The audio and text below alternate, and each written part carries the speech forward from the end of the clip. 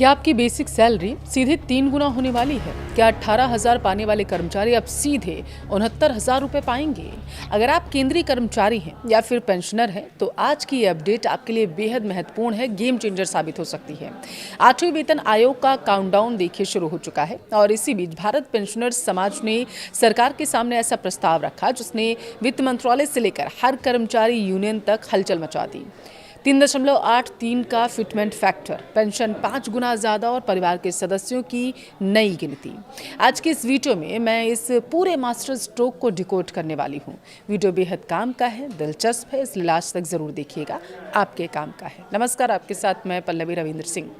देखिए, अगर आप या आपके परिवार का कोई भी सदस्य केंद्र सरकार का कर्मचारी है या फिर रिटायरमेंट के बाद पेंशन का लाभ ले रहा है, तो आज की यह चर्चा आपके लिए बेहद ज़रूरी है।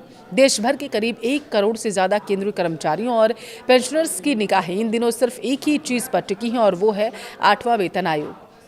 जैसे जैसे समय आगे बढ़ रहा है, कर्मचारियों की उम्मीदें और मांगें दोनों बढ़ती जा रही हैं और इसी बीच देश के सबसे बड़े पेंशनर संगठन में से एक भारत पेंशनर्स समाज ने 8वें वेतन आयोग के सामने कुछ ऐसी मांगें रखी हैं जिसने सबकी चर्चाओं को गर्म कर दिया है। न्यूनतम सैलरी 18,000 से सीधे 69,000 करने की मांग। जी हाँ, आपने बिल्कुल सही सुना है। आज की इस वीडियो में हम बात करने वाले हैं कि किस तरीके से भारत पेंशनर्स ने अपनी मांगें रखी हैं, इस प्रस्ताव में क्या क्या कहा गया है, इसके पीछे उनका गणित क्या है और अगर ये मांगें मान ली जाती हैं तो आपकी जेब पर इसका कितना बड़ा और पॉजिटिव इम्पैक्ट पड़ने वाला है, ये जानना आपके लिए बेहद ज़रूरी है। सबसे पहले बात करते हैं उस मांग की जिसने सबसे ज़्यादा सुर्खियाँ बटोरी हैं, यानी न्यूनतम बेसिक सैलरी में बढ़ोतरी की। आपको बता दें कि हाल ही में भारत पेंशनर समाज के एक उच्च स्तरीय प्रतिनिधिमंडल ने 8वें वेतन आयोग के अधिकारियों से मुलाकात की और इस प्रतिनिधिमंडल में बीपीएस के अध्यक्ष RK चौहान और महासचिव अविनाश राजपूत जी शामिल थे। उन्होंने आयोग के सामने जो सबसे बड़ा प्रस्ताव रखा वो था न्यूनतम सैलरी को 18,000 से बढ़ाकर सीधे 69,000 कर देना। अब आप सोच रहे होंगे कि अचानक इतना बड़ा जंप कैसे आ सकता है। दरअसल इसके पीछे संगठन ने एक ठोस गणित रखा है। फिटमेंट फैक्टर का 7वें वेतन आयोग में फिटमेंट फैक्टर 2.57 तय किया गया था, लेकिन बीपीएस ने 8वें वेतन आयोग के लिए फिटमेंट फैक्टर के तहत 3.83 के तहत इसे फैक्टर माना है। अब जरा कैलकुलेशन समझिए आप।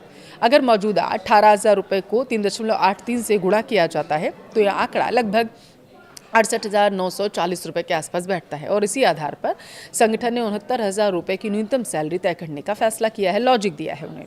अगर ये मांग मान ली जाती है तो एंट्री लेवल के कर्मचारियों का जीवन स्तर पूरी तरीके से बदल जाएगा। अब आते हैं हमारे रिटायर्ड पेंशनर्स के ऊपर। बढ़ती उम्र के साथ मेडिकल खर्च और जीवन यापन की लागत आसमान छू रही है।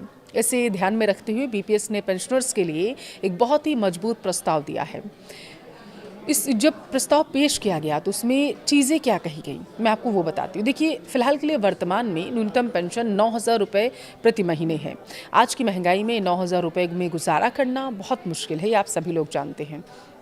इसलिए संगठन ने मांग की है कि इस न्यूनतम पेंशन को बढ़ाकर 45,000 रुपये कर दिया जाए या मौजूदा पेंशन से सीधा 5 गुना बढ़ जाएगा। अब इसके अलावा पेंशन कैलकुलेशन के फॉर्मूले में भी बदलाव का सुझाव दिया गया। बीपीएस का कहना है कि न्यूनतम पेंशन कर्मचारी के आखिरी वेतन का 67% होना चाहिए, जो कि आमतौर पर 50% होता है। फैमिली पेंशन आखिरी वेतन का कम से कम 50% होनी चाहिए। संगठन का दरअसल तर्क है कि जब कोई कर्मचारी रिटायर होता है या दुर्भाग्यवश किसी पेंशनर का निधन हो जाता है तो उसके परिवार के पास सम्मानजनक जीवन जीने के लिए पर्याप्त वित्तीय सुरक्षा होना जरूरी है। वेतन आयोग जब न्यूनतम सैलरी तय करता है तो वो यह मानकर चलता है कि एक कर्मचारी को कितने लोगों का पेट पालना है। इसे फैमिली यूनिट कहते हैं। अभी तक सरकार परिवार को 3 यूनिट का मानती है, यानी पति, पत्नी और एक बच्चा। लेकिन भारत पेंशनर्स समाज ने इस व्यवस्था को पूरी तरीके से बदलने की मांग की है। संगठन का सुझाव क्या है वो सुनिए। भारतीय समाज की सच्चाई को देखते हुए इस यूनिट को 3 से बढ़ाकर 5.2 यूनिट किया जाए। इसका गणित उन्होंने कुछ इस तरीके से समझाया जो मैं आपको बताने जा रही हूँ। कर्मचारी खुद यानी पेंशनर्स 1 यूनिट हो गया, पति या पत्नी 1 यूनिट हो गया, 2 बच्चे 0.8 और 0.8 यूनिट हो गए।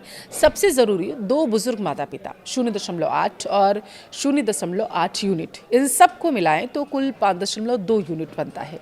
संगठन का स्पष्ट कहना है कि आज के दौर में बच्चों की पढ़ाई और बुजुर्ग माता पिता की देखभाल, उनके पूरे मेडिकल खर्चे में बहुत बड़ा जो खर्च है वो करना पड़ता है। ऐसे में पुरानी 3 यूनिट की थ्योरी अब काम की नहीं रह गई है, क्योंकि महंगाई भी बढ़ी है। सैलरी तय करते समय माता पिता की जिम्मेदारी को भी फॉर्मूले का हिस्सा बनाना ही होगा। सैलरी और बेसिक पेंशन के अलावा संगठन ने महंगाई भत्ते यानी डीए और महंगाई राहत यानी कि डीआर को लेकर भी एक बड़ा सुझाव दिया है। फिलहाल सरकार साल में 2 बार जनवरी और जुलाई में डीए डीआर बढ़ाती है, लेकिन बीपीएस की मांग ये है कि अब इसे हर 3 महीने में यानी क्वार्टरली बढ़ाया जाए। यानी जैसे ही 3 महीने का महंगाई का औसत आंकड़ा आएगा, तुरंत ही कर्मचारियों और पेंशनर्स को उसका लाभ मिलने लगेगा, ताकि वो महंगाई की मार से बच सके। एक और दिलचस्प मांग ये है कि जैसे ही महंगाई राहत 25% के आंकड़े को पार करती है, तो उसे तुरंत ही बेसिक पेंशन में मर्ज करने के लिए जो सिफारिशें की गई, ताकि पेंशन का बेस अमाउंट बढ़ जाए।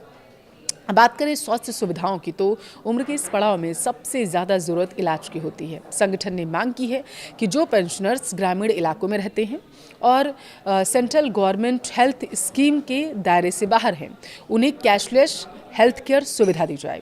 हर महीने मिलने वाले फिक्स्ड मेडिकल अलाउंस को बढ़ाकर 5,000 रुपये कर दिया जाए। साथ ही बीएसएनएल के पेंशनर्स की पेंशन समानता और उनके स्वास्थ्य से जुड़े लंबित मांगों को भी जल्द से जल्द सुलझा दिया जाए।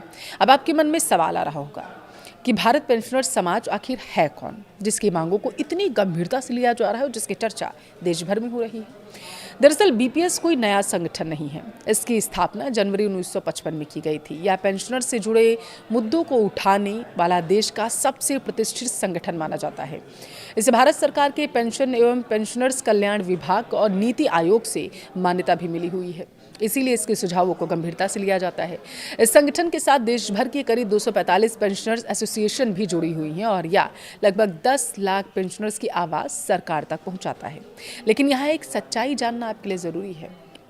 ये सारे जो आंकड़े हैं, 69,000 की सैलरी या 45,000 की पेंशन अभी सिर्फ सिफारिशें और मांगे हैं, या कोई अंतिम फैसला नहीं है। ये एक मसौदा है जो बीपीएस की तरफ से पेश किया गया है। 8वां वेतन आयोग अभी विभिन्न कर्मचारी यूनियन और संगठनों से ऐसे ही सुझाव ले रहा है। इन सभी सुझावों का आर्थिक प्रभाव देखा जाएगा। आगे सरकार के खजाने पर पड़ने वाले बोझ का आकलन होगा और तब जाकर आयोग अपनी फाइनल रिपोर्ट सौंपेगा। उस रिपोर्ट को अंत में केंद्र सरकार की कैबिनेट से मंजूरी दी जाएगी। देखिए, बुढ़ापा कोई बोझ नहीं है, बल्कि उस अनुभव का सम्मान है जो इन कर्मचारियों ने इस देश को दिया है। भारत पेंशनर समाज ने जो मांगे रखी हैं, वे सिर्फ कागजी आंकड़े नहीं हैं, बल्कि एक सम्मानजनक जीवन जीने की बुनियादी ज़रूरत भी है। आपको क्या लगता है, क्या सरकार को बिना देरी किए इन बुजुर्गों और कर्मचारियों की इन मांगों को मान लेना चाहिए? क्योंकि माना जा रहा है कि अगर पास हो गया ये बिल, तो कर्मचारियों और पेंशनर्स के अकाउंट में पैसों की बारिश हो सकती है। लेकिन याद रखिए, ये अभी सिर्फ एक प्रपोजल है, असली पिक्चर अभी बाकी है। अब गेंद सरकार और 8वें वेतन आयोग के पाले में है। क्या सरकार 3.83 के इस ऐतिहासिक फिटमेंट फैक्टर को हरी झंडी देगी, या फिर बीच का कोई रास्ता निकाला जाएगा? यह आगामी दिनों में क्लियर हो जाएगा। मौजूदा महंगाई को देखते हुए 69,000 की न्यूनतम सैलरी और 45,000 की पेंशन की जायज़ मांग क्या आपको सही लगती है? यह सरकार के लिए इसे लागू करना आर्थिक रूप से संभव नहीं हो सकता? आपको क्या लगता है? मुझे कमेंट में ज़रूर बताइएगा।